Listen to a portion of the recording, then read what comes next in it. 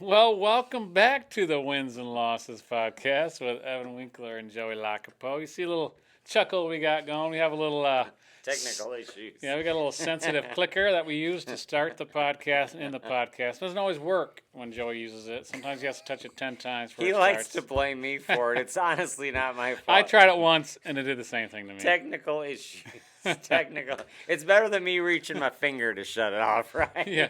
So if we have any IT guys out there that want to help us with some IT stuff, we would greatly appreciate it because we are not IT experts over here. Hey, having a good time, doing our best, trying our best. That's all you can do. So. Well, it's National Championship Yeah, kind of like Monday. a holiday. Happy Yeah. holiday. It's like Martin Luther King Jr. Day and a national championship middle of January holiday. In a blizzard, as football's still going on. We had a great epic NFL weekend, and now college football's on a Monday night at 7:30 when it could be on a Saturday. January 1st. Or January 1st, when the all eyes- college football holiday could be the finale of it all. Instead, it's January 19th. And if you're living anywhere remotely close to Michigan, you're caught in a blizzard. It is a straight whiteout snowstorm out there today. Stay inside, don't drive. So, yeah, pretty much. So. Yeah, it's just as we talk. So hopefully the committee or someone will call us in the NCAA and get us on that committee so we can make some decisions to get this college football thing correct. Yeah, they just need to work it out. It's just common sense. It's common sense. That's what doesn't make sense to me. You know, today is the day of Indiana's first national championship ever, and it's the day of Miami's return to prominence, the return of the U, and blah, blah, blah, you know. And all we're talking about is that fantastic Bears game last night. I know, right? Because the NFL truly does dominate the conversation when it gets played. Yeah. If you're college football, you don't even mess with the big boy. Why are you bullying the bully? You know, Yes, it's like totally. take your ball, keep December, play through the month of December, have your championship in January, and let the NFL have Totally. January. Just let them have it. Yeah. So. Yeah, but it's 2 years ago. We got to watch that game. That was awesome. I was down in the base with my family. Still remember very well. Greatest team ever, 2023 Wolverines. JJ, Corum, Loveland. Sanders still. Mikey Sanders still. Oh my Moore. gosh. 14 NFL guys. Think how many were first round? Like 6 or 7. I mean, There was quite a few. Yeah, Mason Graham was on that team. That team Loveland. was loaded and stocked, and I mean, you got a bunch of NFLers now that are currently still in the playoffs. AJ Barner was on that team with the Seahawks. Yeah, there's Loveland, players I mean, everywhere, like, and so many great coaches that were on that staff. yeah, That Mike was McDonald. such a fun team. Minter, all those guys. We just beat up Penix that day. They had that high flying offense. Don't They could forget do about nothing. Sharon Moore. Sean Moore is on that team. He's good, a good assistant, I guess. Yeah. And our boy Harbaugh saying, "Pull it down, Pull it down. pull it Jim. down." He had his buffs on. Like Evans got the buffs this week. He took them from me. I'm back. And my stinking Bears almost pulled it out last night. Oh, it was an amazing game. It's tough to beat playoff Joey, man, when he's in his playoff mode. Oh, Evan got Not the many buffs. people can get him. Now he's looking like Jimmy Harbaugh, ready to pull it down. But We did that. Yeah, we did do that, boy. That was a great year, great team. Yeah. We are going to talk college before we get in the NFL. We will talk about that Bears game because it was fantastic. But, A lot of good NFL this weekend. But, yeah, we got IU heading into the college football championship game tonight. Heavy favorite, 7.5 points. I see it fluctuate between 8.5 and 7.5. Miami actually playing in their home stadium. Ticket prices for this game were astronomical. If you're a regular fan, you're not going to the Yeah, game the today. cheapest get-in price for nosebleed seats was over $3,000. Or you just spent pretty much your Yeah. month's salary. You know, I had read that Kilroy's, the bar in Bloomington, they were charging $4,000 a table just to get a table to watch the game. No there. way. Yeah, they're like a real popular bar in Bloomington. Jeez. Isn't that crazy? That's crazy. Just to get in and watch the game. Go watch it in your dorm room or Might as well go to Miami if you're going to pay for a yeah, table. no kid, $4,000, man. That's But wild. Hoosiers are heavy favorites. They are going to be super tough to beat. I tell you, What are the keys to that game? if anybody would like to see the Hoosiers go down, it would be me. I don't see it happening. Keys to that game, putting pressure on Mendoza, which I think the Canes have the ability to do between They got the two studs there. Bain and Mesidor getting Yeah. some heat back there. You rush Mendoza, maybe throw his passes off. He's just been so stinking accurate this whole playoff run. it's hard to see what I they know. would be like if he was not accurate. I Yeah. mean, it's just they are. He's been unfazed with anything. He's prepared. He's ready. He makes I mean, every and throw. their run game is strong. Their line's been playing strong. Their defenses. I mean, they, honest to God, have showed no weakness. Yeah. You know, and I mean, so I don't know what Miami has to do. I do think Miami can beat them. I don't Yeah, want to make it correct. sound like I think Miami has to play ball control. They I get some think turnovers. get a couple turnovers, maybe just a pick or just rattle a fumble, or just some fluky play. I do think if they control the clock, time of possession, grind it out, you keep the ball out of Mendoza's hands, it's awful hard for Indiana to score. I think that's probably the biggest key. I think a couple of fluke plays, maybe a missed field goal, maybe a stupid penalty in Indiana, which they just never don't beat do. themselves. They don't They're do. so perfect. So, but I mean, who knows? But I've actually been hearing today. I mean, there's more people coming out actually thinking the Hurricanes might do it. You know, I've heard more today than probably throughout. What's that home field advantage? You know, people Yeah. kind of get excited about the being back, and it's in Miami. Cristobal's pretty exciting guy when you're listening to him and his intensity and his confidence. And they do. They have a great defensive line, but I mean, we'll see. I think Indiana just seems like they've been playing.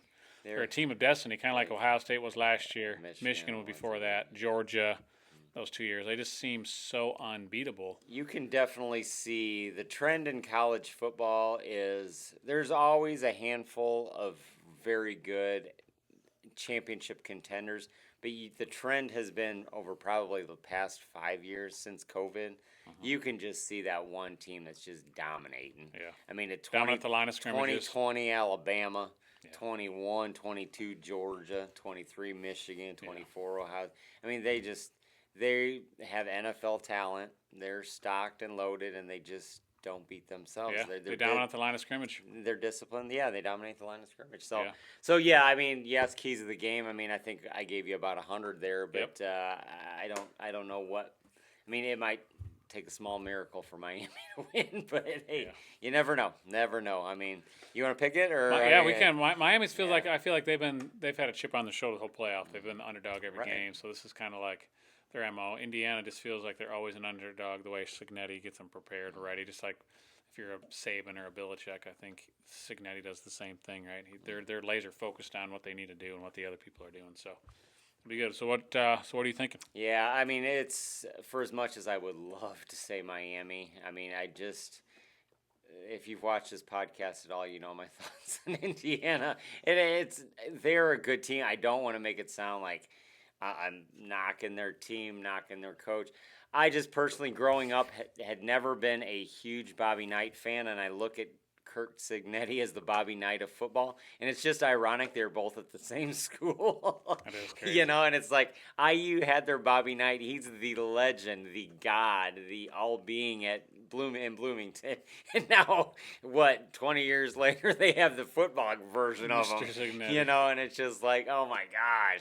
So yes, I'd love to say Miami. I just can't see it happen. I think it's IU's year. I think Indiana gets it done. Congrats to the Hoosiers. So Indiana tonight for the Hoosiers for Joey? Yeah. Man, I kind of feeling this underdog story. I don't know. You know, the Cinderella. I love, though, that pass rush from the Hurricanes. Hope you're right, man. I hope you're right. You know, it seems crazy, but I can't pick against IU, though. Yeah. I mean, it's not going to happen. Yeah. I think they're winning.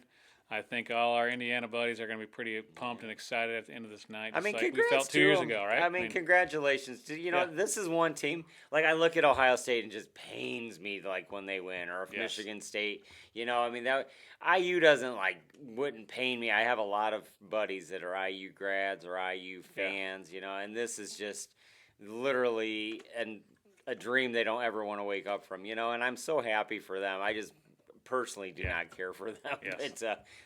That's irrelevant, you know. So the better team I think wins tonight. It just seems like they're the team of destiny and they're going to get it done over all the other teams. I do question all you IU fans. I know some of you started to kind of chirp a little bit.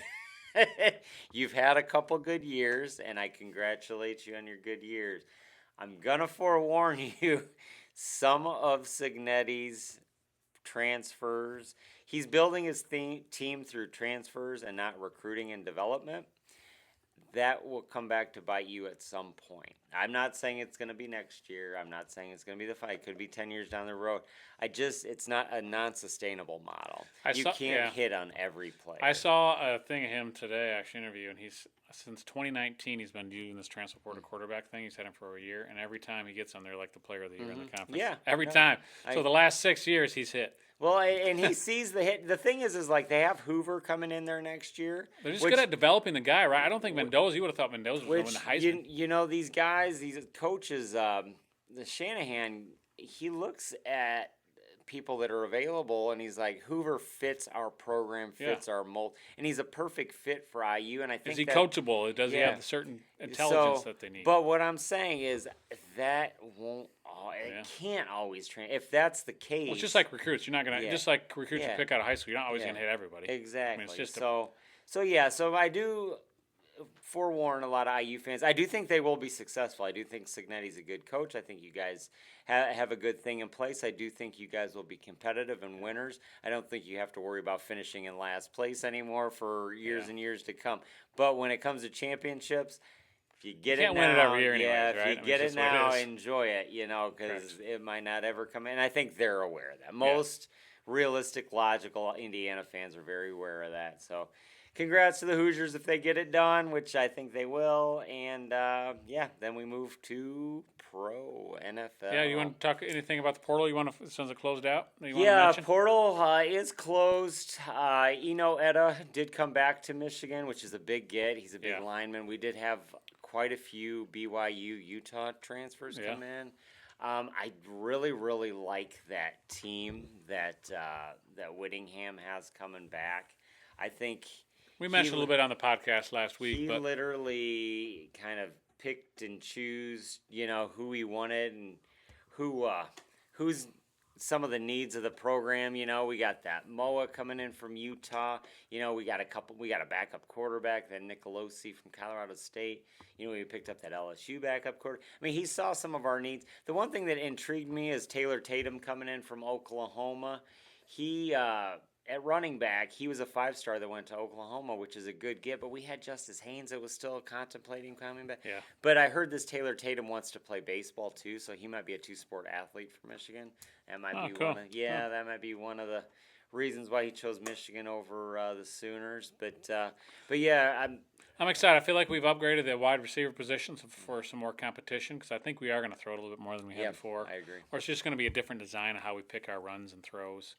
I think our development of with a quarterback coach for Bryce is going to be huge. I just really like the coaching staff. I think they have the right attitude. That O-line coach, he's got 2 first-round, I think, tackles this year, and won the award for the best lineman. So the probably biggest thing that happened in Michigan in the transfer portal, and it's totally got overlooked. We talk about running backs and receivers and quarterbacks coming and moving and coaches moving and shaking. Our O-line all came back. Yeah.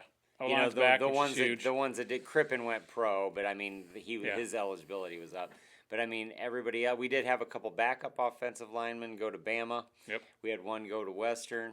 But yeah, other than that, I mean, honest to God, I mean, we got some big boys coming back. I mean, on our line, we have Babaloa coming back from injury. We had Blake Frazier, who was 6 of them right there. Gardnera's moving over to center this year. Sprague and Link.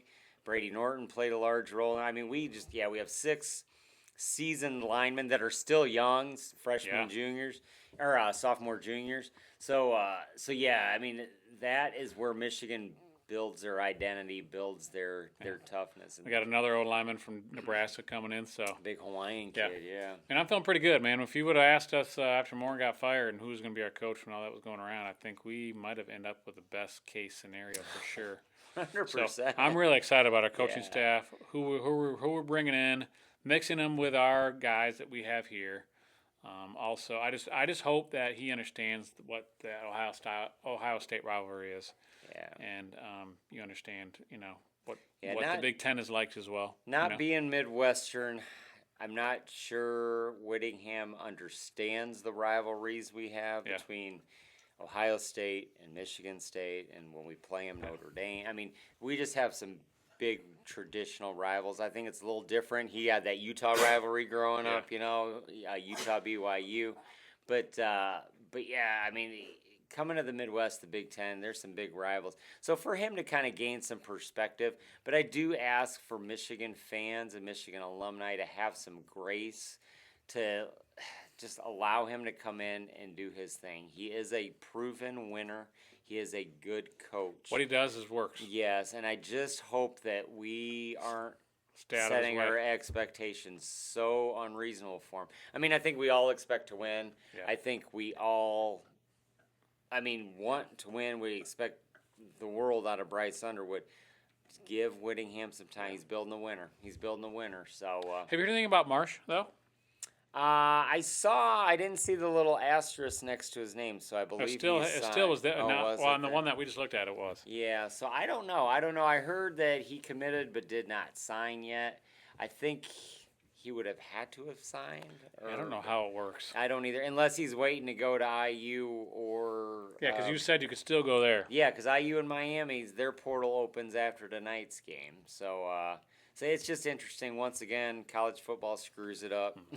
In the NFL, they have free agency and all that. They have the draft all after the season. Speaking of the NFL, yes, we got some coaching carousel going on as well. I want to talk about that Bears game. We will. Oh, my gosh. That Bears game was something. Man, Caleb almost got it done. He sent it to overtime and then threw the pick, and then it's over. But quite a season for the Chicago Bears. I'm very proud of them. Ben Johnson is definitely the right coach. He's a culture changer. Being a Lions fan, it's kind of bittersweet because I know what he could do with Jared Goff. But it's nice that the Bears are competitive and they're winning again. And really, between the Bears and the Lions, that and the Packers, and really the Vikings. Yeah, they're trying to play the magic all the way to the end there. They almost had it, but I just can't believe the throw he had on that last play. Fadeaway 50-yarder to the corner of the end zone. I mean, I wasn't watching. I was in the car. My son was telling me it, and then I watched the replay. I was like, he made that throw from 45 yards. He literally ran like 20 yards backwards, had to turn around just to get his feet set so he could at least throw it towards the end zone. And somehow he gets it to this guy. Crazy. I tell you. No, it was something. Very sad. I am a Bears fan. I know there's a lot of Bears fans out there that are kind of bumming today, but hold your head high. It was a successful season. Hopefully we'll come back and get them next year. I think in the most part, I think the NFC, the two teams that are the best are there. We talked about the Rams and Seahawks a lot this year. Oh, the Rams, all actually, season. If they would have beat the Seahawks, in week 15? They would have been the number one seed. They would have been the number one seed. So, we talked about those two teams interchangeable quite a bit. I think it's the best two teams really in both sides. Yeah, Seahawks look dominant. I know the 49ers have just been plagued with injuries, but their defense and their offense, Donald did great. Yep. You did everything you wanted him to do. Didn't turn over the ball. This is the week. I think the best two teams are there. Yeah. Are we better probably environment? Are we going to pick this one today, or are we going to wait? Maybe we'll come near Thursday or Friday. Okay. Maybe. What do you think? What do you think? It's up to you. It's up to you. I would say we could pick it today because I know we're set. Yeah. It is Seahawks and we Rams. could. We'll just kind of see what happens. Okay. Yeah. Okay. Seahawks and Rams, I definitely think the two best teams. I think Matt Stafford's working his way to MVP there. I think he's pretty much locked it up now. At this point. The AFC just keeps getting it done. AFC is very interesting because you got two young guns, but now Bo Nix injury on Saturday. And how about all those turnovers this weekend, man? We were so high in the Texans. Yeah. And C.J. Stroud, because he's a Buckeye, he throws 4. He had 5. Did he have that fumble too? Did he have 5 turnovers? He had at least 4 interceptions. 4 interceptions. They had 5 turnovers. Yeah. They lose by 11 points, and one I think the Patriots scored actually on an interception. So if you think about it, if they don't turn over the ball, the Texans are probably in the AFC Championship. Yeah. Good possibility. It's just wild to me. That was a crazy game. Patriots. It was ugly weather, just like that Bears game last night. Mm-hmm. But who would have thought? You get the Patriots from last year, who had 3 wins last year. Yep. This year, they're in the AFC Championship. It makes it just that's the crazy thing about parodying the NFL. That's the NFL. That's why you love their motto, really. That is the NFL. They know what they're doing. I tell you, those young guns in the AFC, my heart breaks for every Bronco fan out there. On the second to last play. And, honest to God, after the game, they made the field goal. He's raising his hands. You'd never know until Peyton went into his press conference and said, yep. And then you look at the replay and you kind of see the ankle turn, and it's like, Just my heart breaks for I feel like they're Bonehead. just trying to kill clock there. Like, why don't you just Yeah. hand it off? Yeah. Like, I know it's, everyone can second guess themselves now, and he ran so many times that game, it could have happened at any play. But at that point, just let someone else have it. I know their running back did fumble earlier, but that's just a bummer. I know, Peyton's great with backups. He's had that backup there for 3 years, so he knows the system. So that's the best part. But Stidham, still, he hasn't taken a snap since 2023. I don't, and that Patriots defense is real. So was the Broncos. Yeah, I so know. We'll That'd see. be a very, very defensive struggle in Denver. That's And Sunday. I at don't know 3. if they have the same pass rush. I know that Drake May got sacked like 5 times. They were all over him. They had 3 turnovers. Well, the Texans had probably the best pass. They had the rush. best defense in the whole NFL. So, and Broncos are right up there. So that's going to be an interesting matchup as well. Yeah, good team. Like you good said, teams it's on just a both bummer. sides. How about the Bills losing Yeah, though? heartbreaker for Josh Allen.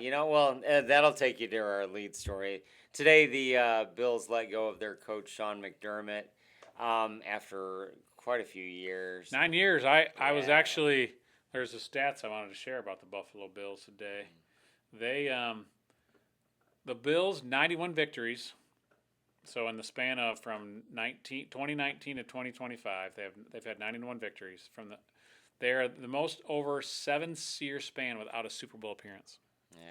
No, I believe it. I mean, they've And the always other had- ones are the Bills from 2018 to 24. The other one's the Ravens, the 18 to 24. And then the Colts from 99 to 05. Well, he's had to go through Mahomes and Lamar and Burrow. I mean, he's had them all. This was the year that he didn't. He had the young guns in there, but their seating wasn't exactly ideal, And it's just, When you think about the Colts who were on there, they had to go through Tom Brady, Roethlisberger. Yeah. Right? They had all those studs too. It's like, and then the other stat was the Bills have won at least 10 regular season games in 7 consecutive seasons, which is tied for 5th in the Super Bowl era.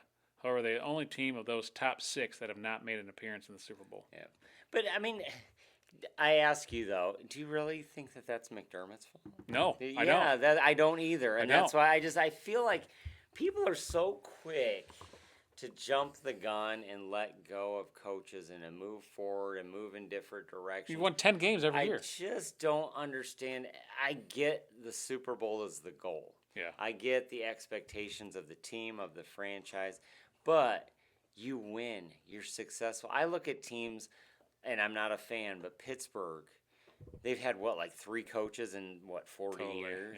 yeah. You look at Baltimore. They've had, Same thing. 3 coaches in, like 40 years. I mean, because they win, and I think they're always there. Ravens have gotten a Super Bowl. Steelers have gotten a couple, under the Tomlin Cowher era, But yeah, I mean, it's just like, come on, man. Sometimes you got to get lucky. Things got to fall right. But a winning coach is a winning coach. You're going to get there, what I mean? I don't know. Well, I think, Harbaugh might have been a good fit, but I know he's signed with the Giants. We talked a little about this. You were kind of thinking that the Giants was a better I do. job. Why do you like think that? Because Because I kind of disagree, but I like to hear what you're thinking. Because they're young. I think they're young. I like their nucleus. I think if they can go out and draft a couple offensive linemen, maybe a couple tackle guards, protect Jackson Dart, Right. so he doesn't have to scramble around as much. Hurt That himself. is his MO. But I mean, if I'm John Harbaugh, I like what I see there. I look at the division that they're in. That's You look true. at the Bills division.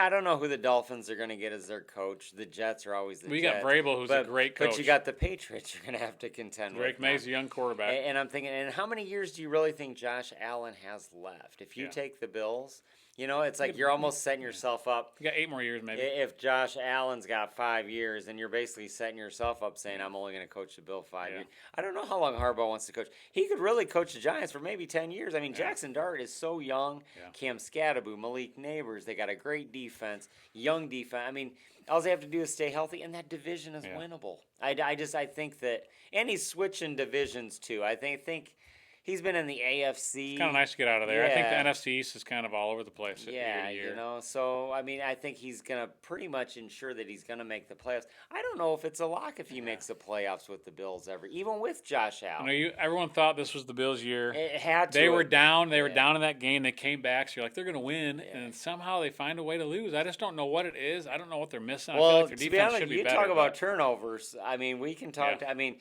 you can ride on C.J. Stroud and you can ride on Caleb Williams. But I tell you, Josh Allen, it's tough. He's the MVP and he's a Hall of Famer and all that. But he did not have the game of his life. I mean, he had and he'd be the first to tell you he was crying at his press conference. He knows he had quite a few turnovers. He's kind of a gunslinger, kind of like Brett Favre, right? I mean, they take those chances, but then those chances can also end up they can backfire, turnovers. right? And, and honestly, Mahomes does it too. He does. It's just honestly, Mahomes has just gotten luckier, So just makes plays. I love Josh Allen. I think he's a great guy. Oh, 100%. The Bills are great. I mean, I wish they would have won for our buddy Andrew down the street, but. They didn't get the win, and this kind of seemed like their year. But who are we picking? Never know. Oh, we gonna pick? Do we want to pick? Yeah, we can pick. AFC Broncos Patriots.